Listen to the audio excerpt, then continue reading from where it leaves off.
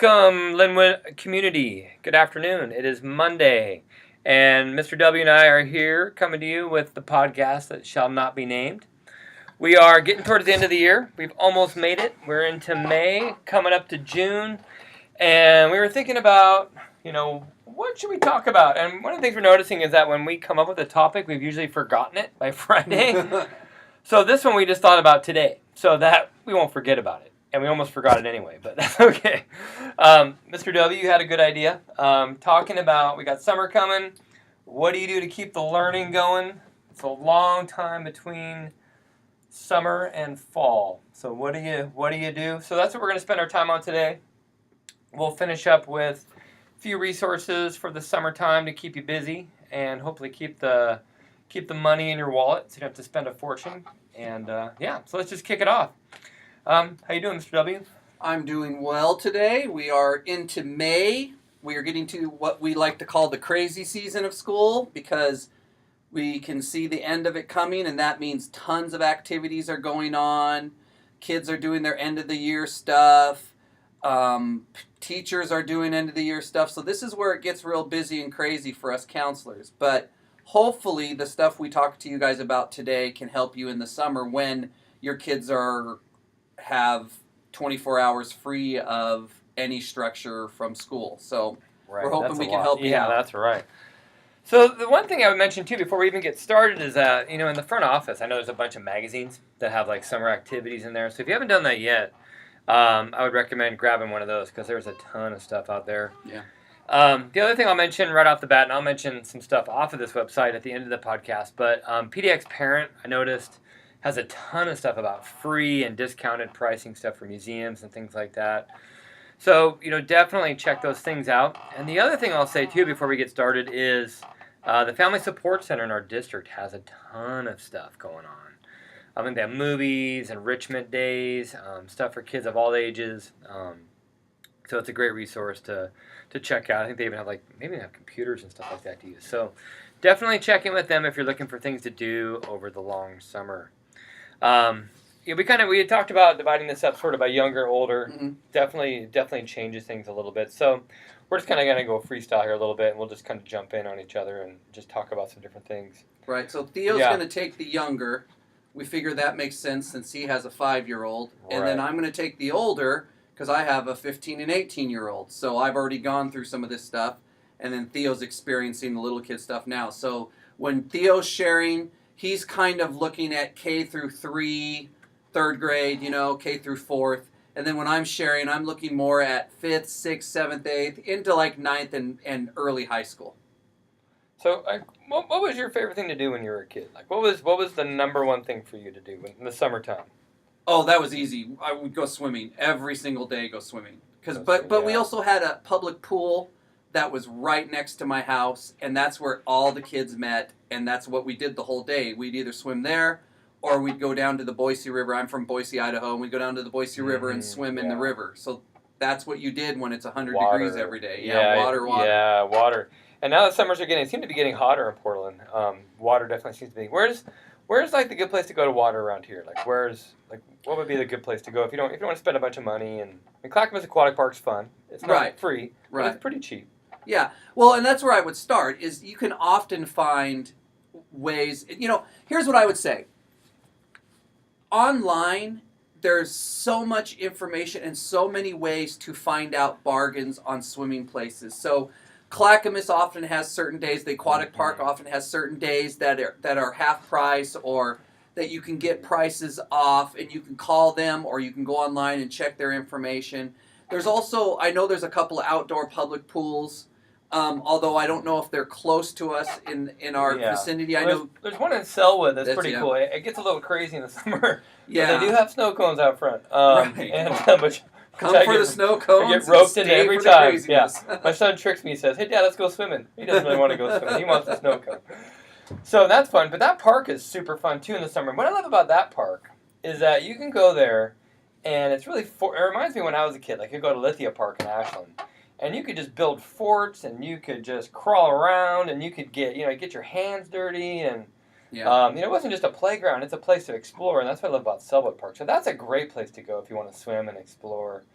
Right. There's also Mount Scott Community Center has a pool. That's where I used to take my kids when they were little. It's a great pool. It's a little bit of a drive for where I lived, but it was worth it. And they have a very miniature lazy river there, and a lazy river is like a slow current that you can just get in and you can just float around in circles. They have a little water slide.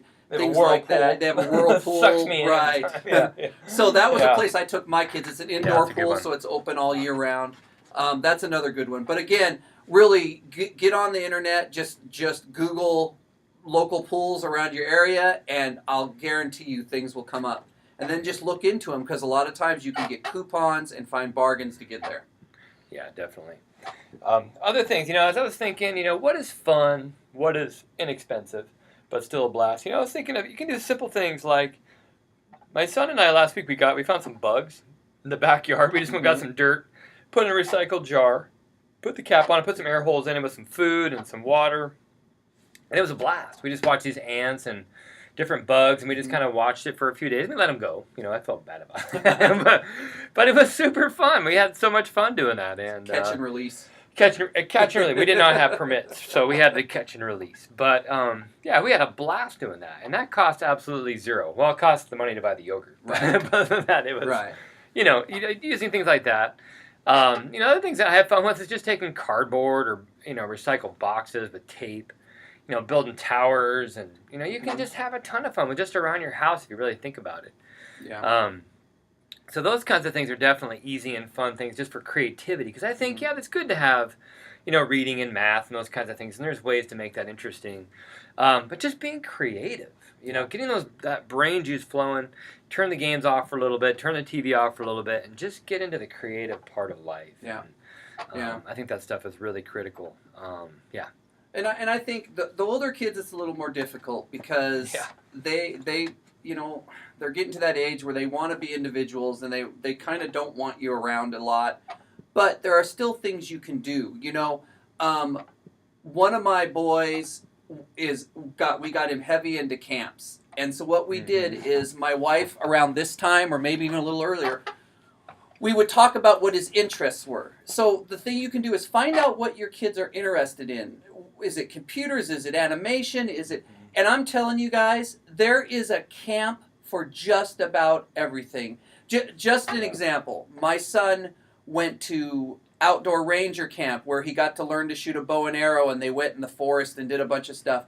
The same summer, he then went to a gaming camp, where they learned how video games are made, and they learned how to design their own video games. Then he went back to another camp and learned blacksmithing. And so then he was making his own blacksmithing stuff. So those are all three of those are very different camps, great. And there was a camp for each of them. So finding out, especially your 4th, 5th, 6th grader, finding out what his or her interests are, and then matching a camp. And a lot of times, again, I will say, most of these camps had scholarships. Yes. Most of these camps you can get in half price if you just ask them about scholarships, because they really want to help your kid.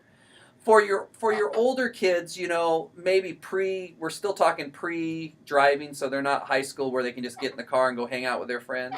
But again, finding out interests, and then talking about maybe some things they want to do in leadership. Maybe your kid wants to be a camp counselor. And again, I only go back to my experience, but my son also was a camp counselor at a farming camp. I know these are all weird camps, but it's an actual functioning farm, and he would go around and work with the little kids. And so he was a counselor at a reptile camp, where he attended as a little kid for a couple of years. It's a reptile camp that was held, and it was all about educating you about reptiles. He loves reptiles. Cool. And then when he got older, he was a counselor at that camp. So finding those interests, if your kid's really drawn to that. Now I will say, my younger kid, that was all him. My older kid did not want anything to do with camps. He didn't want to go to any camps. He didn't want to do anything when it came to that kind of camp.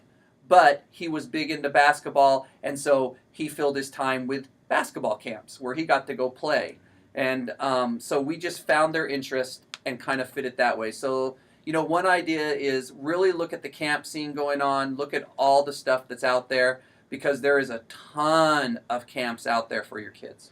I would say even like, because I used to do a lot of outdoor ed in California. Like, if you have a kid in high school, you can get paid to do that stuff. Like you were saying, there's a lot of cool opportunities for kids to do something cool and maybe make some money. Those kids looking for a job this summer won't make as much, of course, but some really cool opportunities out there. So check it out. Yeah, definitely do some investigating. And again, the things, if you get stuck and you find that you want to do something and you don't know how to pay for it, you're in a tough situation, check with the Family Support Center, and I wouldn't even be afraid to contact the camp. Even if it doesn't talk about it, say, hey, here's my situation. Yep. You never know. These places a lot of these organizations are small, and there's a way. The majority do have scholarships. Yeah, and right, I mean, right. I learned it firsthand. I mean, they all have scholarships, and again, these camps want to help your kids. I mean, you're not going to get in there for free, but you can get in there for a reduced rate. And there's community organizations too, like I know, like Angels in the Outfield, who will help pay for certain things. I think they help families that have maybe had experience or had some exposure to domestic violence and things like that. They have scholarships, so check it out. Check them at the Family Support Center, and there's a lot of communities. Don't let money hopefully get in the way. Right. I know it can be, and I totally get that, but there could be a way around that. Right. So, and then I'll add one more thing, and then I'll hand off the podcast to Theo, and he can finish off with some other ideas if he has them. But make those runs to the library, and even with your older kids, you can just ask them, is there anything you're interested in book-wise? Do you want me to pick you up something? If they say no, that's fine, but a lot of times you can find some good books for them, and they can just sit out in the sun or sit out in the backyard or whatever, and if they don't have anything to do that day, then they have their book that they can read. Or there's graphic novels for some of our kids that are into the more that kind of universe.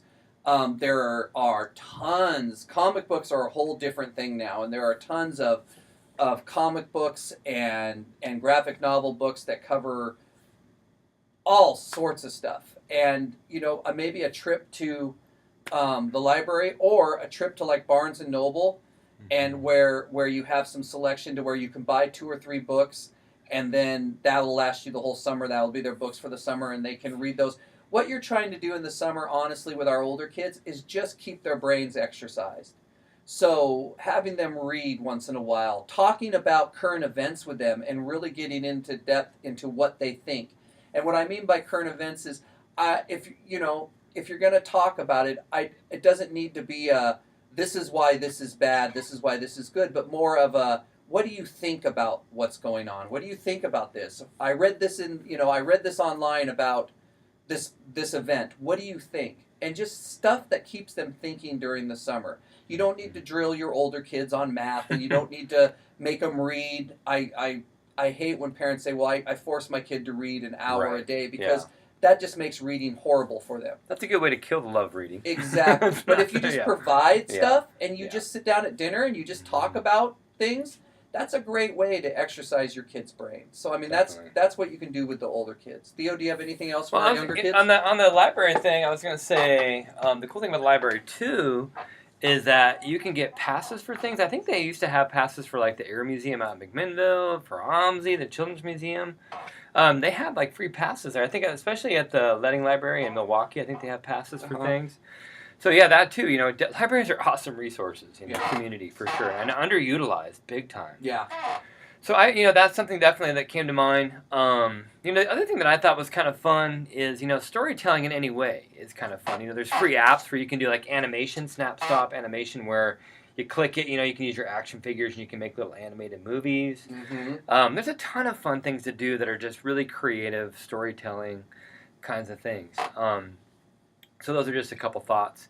But if you do a little research, you'll find, like I said, this is all on PDX Parent, but like OMSI, the first Sunday, $2. The zoo, second Tuesday, $4. The Train Museum, which is awesome, up by OMSI, is free. Forest Museum's free. Children's Museum, first Friday, 4 to 8 is free. So check that stuff out. You can almost fill your whole summer with free stuff if you just kind of do a little bit of research. So, just do a little poking around, check out PDX Parent, check out the magazines up in the front office. I think they're up there. And have a fun summer, because you're in Portland. This place rules. There's tons of free, cool stuff. Be safe. If you go on the water out in the Columbia, Willamette, wear a life jacket. There are free life jackets at a lot of places. Even you can go out and you can get a free life jacket, or not for free, but you can borrow one for free at a lot of places. So enjoy yourself. Have fun exploring this awesome area. We're lucky to be here. We are.